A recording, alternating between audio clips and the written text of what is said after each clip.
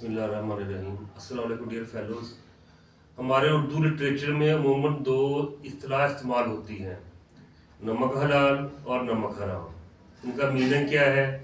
नमक हलाल कि जब आप फेथफुल हों अपने आप के साथ, अपनी फैमिली के साथ, अपनी इंस्टीट्यूशन के साथ, अपने मुल्क के साथ, और जब इसका अपोजिट हो तो वो नमक हराम हो जाता है। तो आज मैं नमक का जिक्र क्यों कर रहा हूँ कि आज मैंने रिसर्च पढ़ी है।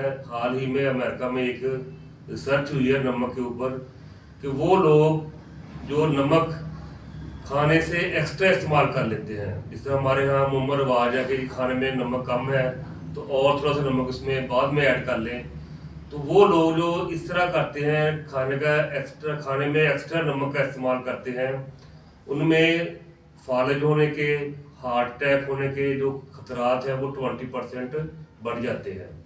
तो हम जो पाकिस्तानी हैं माशाल्लाह, तो ये तो हर चीज़ नमक के साथ खाते हैं। अब ये अमरूद लगा लें, सेब, फ्रूटर, माल्टे, मौसमियाँ, ये हर चीज़ के साथ नमक का इस्तेमाल करेंगे। तो कोशिश करें इन चीज़ों से अवॉइड करें। नमक के कुछ फ़ायदे भी हैं। फ़ायदे क्या हैं कि अगर किसी का बीपी लो है तो उसको वो डॉक्टर हजरात कहते हैं कि आप वो हाफ बॉयल अंडा करके उसमें हल्का सा नमक लगा कर खा लें, या जब वो किसी को मतली हो रही हो तो कोई चीज़ ना अवेलेबल हो तो हल्का सा नमक ज़ुबान पर रख लें। लेकिन अमूमन इससे बीपी के जो पेशेंट हैं, जो हार्ट के पेशेंट हैं, उनको इससे बहुत ज़्यादा अवॉइड करना चाहिए, और वो लोग जो सेहतमंद भी हैं उनको भी इससे बचना चाहिए।